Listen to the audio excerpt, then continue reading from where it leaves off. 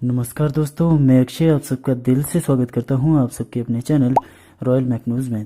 इस वीडियो में हम बात करेंगे व्हाट इज़ मैन्युफैक्चरिंग, कि मैन्युफैक्चरिंग क्या होती है, और साथ में why we study manufacturing technology. इसके साथ हम मैन्युफैक्चरिंग टेक्नोलॉजी से जुड़ी और भी बातों को डिस्कस करेंगे। तो वीडियो में बने रहे और शुरू करते हैं आज का वीडियो।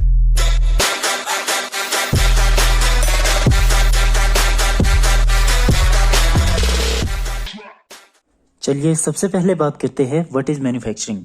बात करते हैं वर्ड मैन्युफैक्चर की। तो वर्ड मैन्युफैक्चर दो वर्ड से मिलकर बना है। पहला है मैनस और दूसरा है फैक्टस। मैनस का मीनिंग होता है हैंड और फैक्टस का मीनिंग होता है मेक, यानी कि made by hand.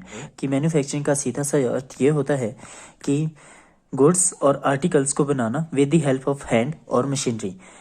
Older times में हाथों का इस्तेमाल किया जाता था प्रोडक्ट को बनाने के लिए, लेकिन जैसे जैसे एडवांसमेंट होती गई वैसे वैसे नई मशीनरीज मार्केट में आती गई। तो इस तरह से हम कह सकते हैं कि मैन्युफैक्चरिंग एक ऐसा प्रोसेस होता है जिसमें कि रॉ मटेरियल्स को कन्वर्ट किया जाता है फिनिश्ड गुड में with the help of man, machine and materials. क्या होगा कि रॉ मटेरियल्स जो कि हम मार्केट से परचेज करेंगे उसके ऊपर various kind of manufacturing processes लगाए जाएंगे, जैसे कि casting, drilling, cutting, boring etcetera. Various kinds of manufacturing processes जो कि हम आने वाली वीडियोस में डिस्कस करेंगे। इस तरह के प्रोसेसेस लगा के एक फिनिश्ड गुड हमारे पास बन जाता है जो कि मार्केट में सेल के लिए भेजा जाता है।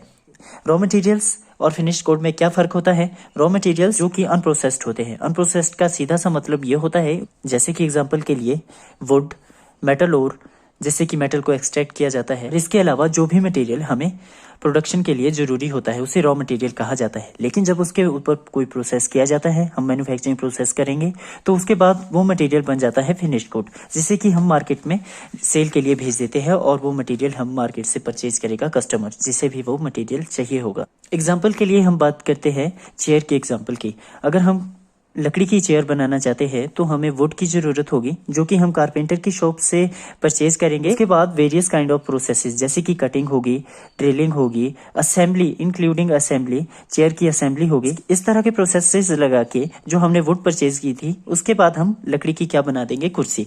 तो कुर्सी क्या हो जाएगी हमारे पास? Finished good. और जो वुड हमने परचेज की थी उसे कहा जाएगा रॉ मटेरियल।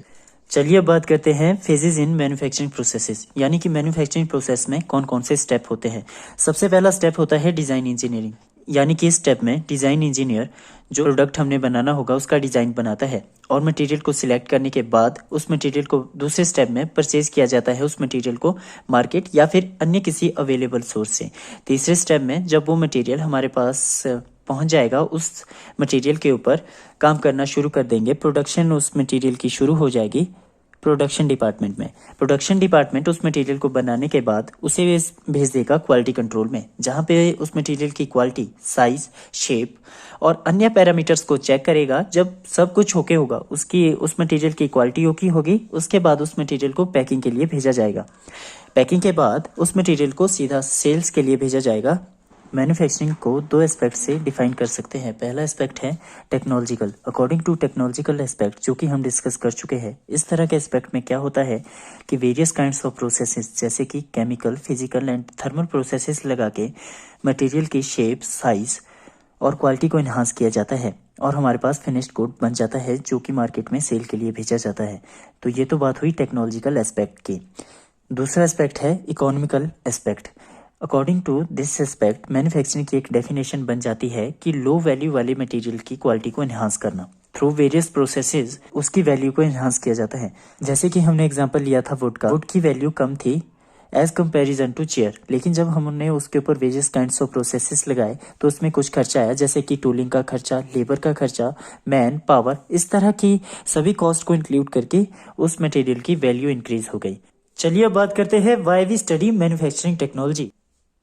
मैन्युफैक्चरिंग टेक्नोलॉजी किसी भी नेशन की इकोनॉमिकल ग्रोथ में बहुत ही इंपॉर्टेंट रोल प्ले करती है। किसी भी नेशन की जीडीपी और जीएनपी मैन्युफैक्चरिंग टेक्नोलॉजी पे काफ़ी हद तक डिपेंडेंट होती है और मैन्युफैक्चरिंग टेक्नोलॉजी से हमें वेरियस काइंड्स ऑफ रिसोर्सेज का पता लगता है, जिसके कारण हम ऑप्टिमम यूज कर सकते हैं वेरियस रिसोर्सेज का, जैसे कि man, machine and material etcetera, जिसके कारण हम कह सकते हैं कि प्रोडक्ट की क्वालिटी भी इंक्रीज होती है।